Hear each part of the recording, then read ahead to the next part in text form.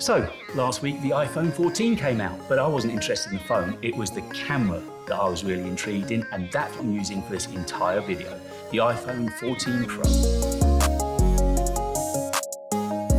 Welcome back everybody, and if you're enjoying the content on the channel, you can help it out. You can help it grow. Simple, just by giving it a like if you're enjoying the videos, turning on all notifications, and of course subscribing would make a massive difference to the channel. At the Far Out event a few weeks ago, there were 3 main stars of the show, and I've got them all coming onto the channel to make videos about over the next couple of weeks. That's why you need to be subscribed, you see. First of all, I'm going to be getting these, the 2nd gen of AirPods Pro. They're coming to the channel very soon. Also, my first ever Apple Watch 8 plans this week as well. I don't know how I'm going to make a video about Apple Watch 8 because I've never used one. If you've got any ideas or anything you'd like to see me cover in that video, let me know. That'll be coming to you soon as well. But today is all about iPhone 14 and in particular, iPhone 14 Pro. And over the weekend, I bagged myself the one sitting in front of me now, the iPhone 14 Pro 1TB storage in deep purple. I can't show it to you because it's recording all the A-roll for this video.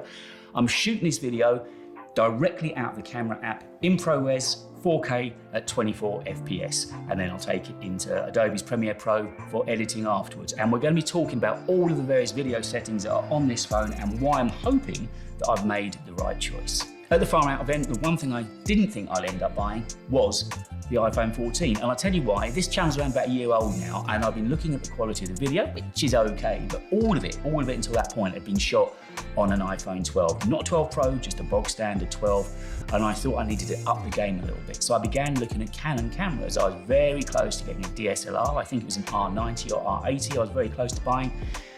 And then I watched a couple of videos reviewing the camera setup on this iPhone 14, and it convinced me, you know what, this was the way to go for me. Now, I don't know if it's an embarrassing story or not, maybe you'll let me know if I'm alone in the comments, but I don't know how to use a camera. I've never used a DSLR camera, and I thought I could go out and spend a fortune on a Canon and not know how to use it or set it up. That would affect the productivity of the channel. I wouldn't be able to get videos out each week.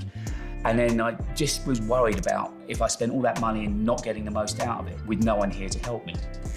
2 videos, one by Matty Harposia and one by Peter McKinnon, convinced me though that this was the way to go. This is basically a pro level camera now. And most of the work I'm going to be doing is taking A-roll and B-roll. B-roll's the fill-in shots that you see in between shoots here of my head. That's the B-roll. A-roll is when I'm talking directly to the camera.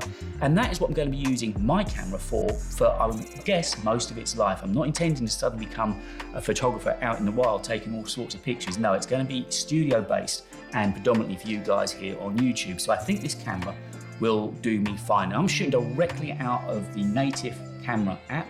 I'm shooting in 4K 24 frames per second in ProRes. I wanted all of that data so that I could take the ProRes file into Adobe Audition and edit at a later point. I've also got the FilmicPro app on here, which is what I've been using for the last year, and I'll talk about that a little bit later on, but for the time being, this is standard Apple gear that I'm using. I'm not shooting cinematic purely because you can't shoot in ProRes. I might shoot a little bit of it later on in cinematic just to give you an idea, but this, as I say, is straight out the camera app, 24 frames per second, 4K. So very much for me, this next year is going to be progressing the channel and learning my trade. I'm hoping that the more I get used to this camera, the more I get used to editing, the more I get used to working with ProRes files, that then I'll be learning everything that goes around making a good video, and these creative videos I'm really enjoying making recently. Dressing the set, getting the lighting correct, getting the angles correct, all of this takes time.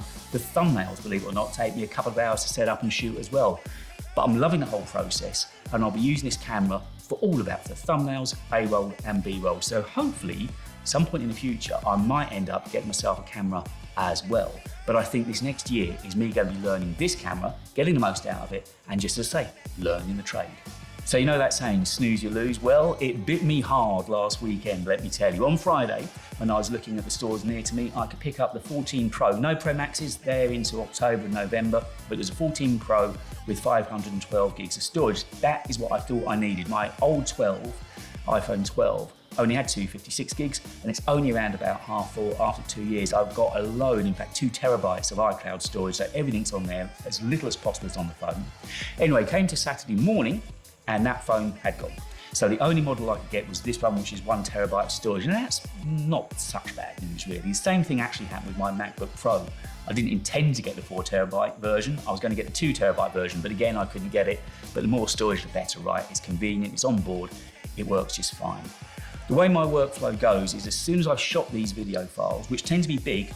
Last week's video file, for instance, for the headphone video that I made about the biodynamic headphones was 50 gigs. I was recording for around about an hour, and they take some getting off the phone. That is something that Apple clearly needs to address. Yes, it will get better next year when we've got the USB-C connector on the phones. I was really hoping they might have thought about putting a micro SD card in the phones, but anyway, getting the files off is the biggest issue, and the only way that I found is to use the lightning cable, connect it to the Mac, open up image capture, and get the files off that way. These files, when they're that big, are way too big to AirDrop. It just crashes. But the other good practice that I've got, as soon as it's on the Mac, I also put it on an external hard drive for redundancy purposes. Then as soon as it's safe, I delete it off the phone. And the other feature I'm really looking forward to using on this new phone is the full 48 megapixel camera. You simply select it on the screen by enabling ProRes, and then you are shooting in the full 48 megapixel version of the images. Just be warned though, those pictures are big. When I was playing around with it over the weekend, each image is just under 70 megabytes. So unless you've got a phone with a decent amount of storage on, or you really need that quality of images, or you've got plenty of iCloud storage. Storage is the byword here. Just be warned, they are big images and they will fill up your phone quite quickly. But I'm really looking forward to shooting the thumbnail images for this channel using that full 48 megapixel camera. By the way, if you don't bother turning that on, you're just going to be getting the standard 12 megabit pictures that you've been used to on your previous iPhone 13s. And just before I get back to talking about the cameras, the setup of the phone was really straightforward. Here in the UK, we haven't got the eSIM yet. We've still got the SIM tray, the standard SIM tray.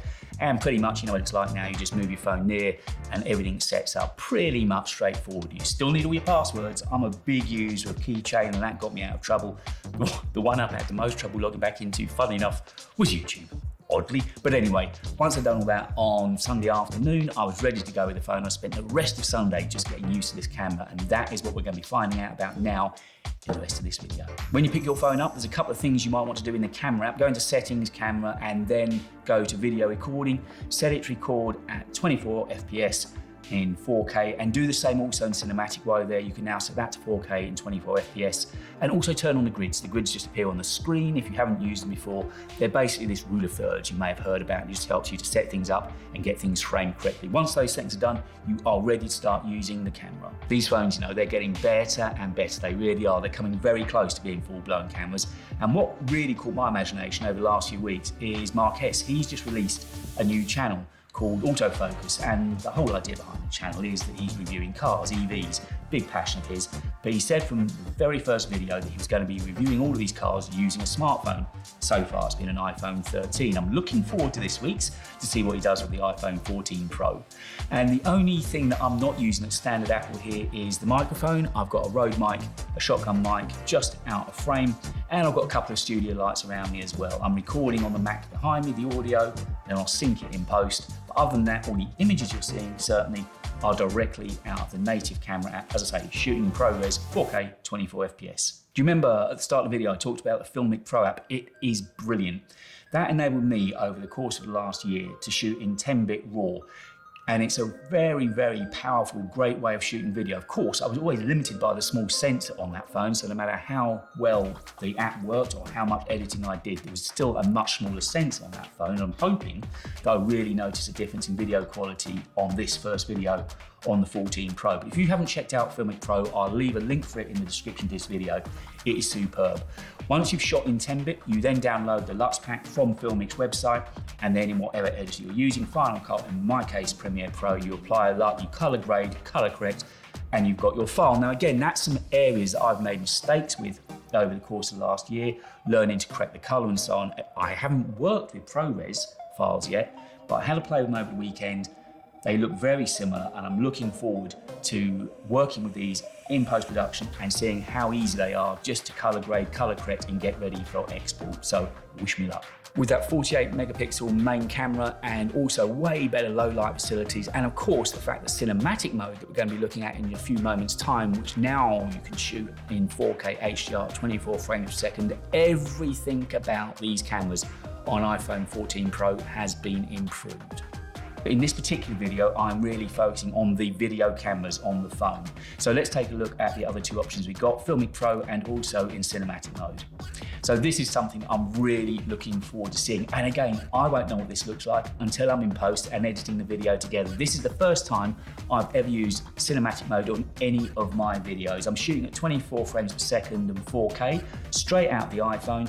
It rack pulls pretty quickly if you look at that cube, which is pretty damn impressive. Again, these phones are catching up with cameras so fast. So it'd be really interesting for me to put this into Premiere Pro, edit them side by side and see how the ProRes file compares to the cinematic mode. I'm gonna play around with the f-stops after I've recorded the file and take it to around about an f-stop 5 or 6. That looks to give a much softer, more gentle blur. I think generally the phone tends to shoot at around about f-stop 2.8, something like that, and it's just a little bit too intense. But I'm really looking forward to having a look at this in Premiere Pro, and let me have your thoughts. How do you think it looks? Next up, we're going to look at FilmicPro shooting in 10-bit RAW. And lastly, guys, this is the FilmicPro. I'm sure you have heard of it, but if you haven't heard of it and if you haven't used it, do. I'll leave a link to it in the description of this video. It is brilliant. I've been using it for the last year on the iPhone 12. As I say, I've been limited on that phone due to the small sensor, but it's going to be really interesting for me in post now to see how good these three different types of files compare: the cinematic mode, FilmicPro, and the native camera app shooting in 4K 24 FPS from the camera app on the iPhone. In FilmicPro, you've got a great remote app which helps you monitor yourself on the iPad so you can see what your framing's like. Also, you can adjust white balance in there. It's brilliant. Honestly, if you haven't checked out FilmicPro, do. It's not an affiliate link. I don't get any kick for it. It's just an app that's really worth you looking into. Moving forward, it'd be really interesting to see which of these files look the best. Let me know in the comments though, which do you prefer, the FilmicPro once I've color graded it and corrected it, or do you prefer cinematic or the native file from the camera app on iPhone? So there you go, guys. That is the reason that I chose to go for the iPhone 14 Pro rather than choosing a Canon or a Sony. It's just the fact that I thought at least I'd be able to use this. There's enough to learn on the settings in here to get used to, first of all, let alone what it'd be like on a full-blown camera. I don't know, I'm sure there's plenty of really keen photographers watching this video, and I'm sure you're going to get involved and let me know, have I made the right choice? Or are those cameras, if you go into auto mode, pretty easy to set up as well? I don't know. I still think that for me, for the time being, this is going to give me everything and more that I need. The quality of these cameras is going through the roof at the moment. I said in the title of this video, you also get a free phone with this camera, and that's pretty much what they're like now. These are full-blown cameras. And I think the camera manufacturers are really going to have to watch their heels. Sure, if you're a professional photographer using your camera all day long and you can warrant those costs and you know how to use them and you're trained, fine. That's who those cameras are for. But for the majority of us, these cameras, hell, if Marques can use one on his channel and he could use any camera that he wants and he's choosing to shoot on smartphones, I think that says it all for us mere mortals, doesn't it? But get involved, let me know, are you getting an iPhone 14 and have you got some other cameras to compare it to? Do you think I've made the right choice? Don't forget, if you're enjoying the channel, I've got plenty of other content coming up on the Apple Watch and also on the AirPods Pro 2. And also, if you're enjoying this content, make sure to drop a like, get subscribed and turn on all notifications. Guys, that's all I've got for you in this video, but I'll be back really soon. So make sure you get those notifications on and get subbed.